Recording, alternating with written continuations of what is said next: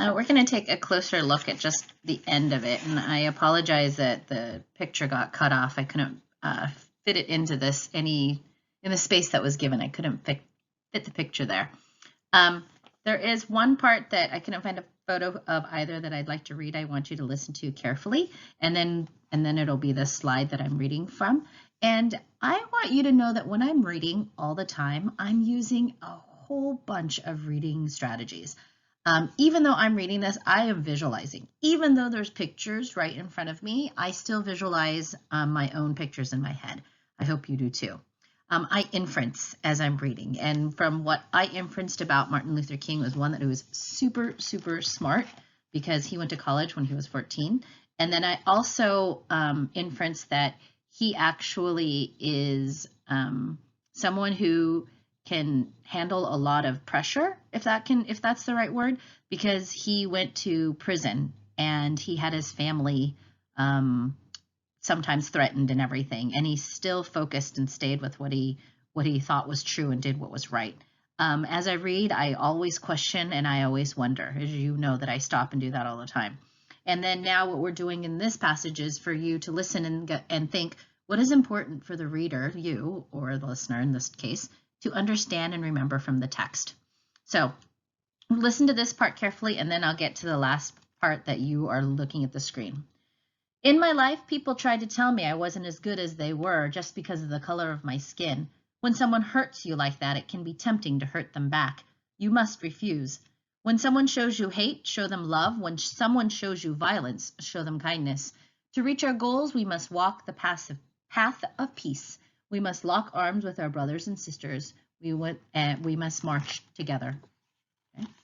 And then he said, and when we do, our voices will be heard and freedom will ring. Now, if you follow along on this page, it's the I that was cut off on the sentences on the first page. It says, I am Martin Luther King Jr. I stand for peace. I stand for justice. I stand to help others. I stand as proof that no matter how hard the struggle, we must fight for what is right and work to change what is wrong. Whatever struggle you face, no matter how hard it gets, you must always move forward. I am proof of this. If we rise up, if we stand together, if we remain unified, nothing can stop our dreams. So at this point, what I'd like you to do is think of what the author is trying to tell us from the words that you just read, especially on this last page together with me. And then we can do some text-to-text connection and text-to-self connection. This time you won't have to write this text-to-self connection for me in your homework or in your daily work for today, but just something that I'd want you to think about since it's something that we've practiced for 2 days.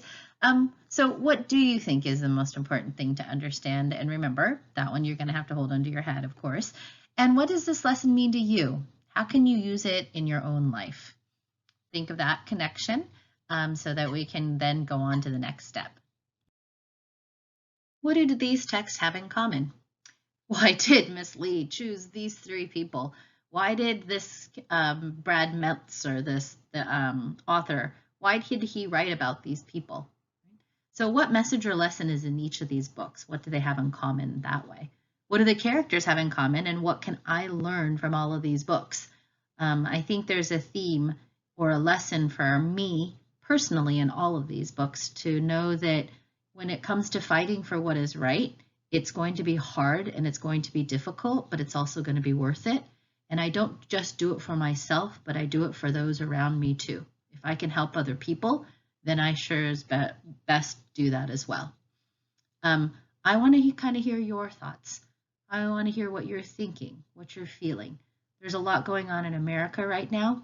I think there's a lot of words that we're hearing, a lot of things that we're seeing on TV, a lot of things that we've talked about in class as far as being loved for who you are and being accepted for who you are. We've talked about Black Lives Matter. We've talked about how people aren't treated as fairly. We talked about how segregation is over and people of color in America, we have rights, but that doesn't mean that people's attitudes have changed towards those people.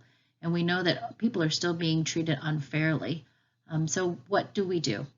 And I think those are important conversations to have. Again, I wish we were together in class, but this is one way I know that if you can write your ideas, or even put them in a poem or a song or a picture, that we were sharing with one another and we're still in community with one another.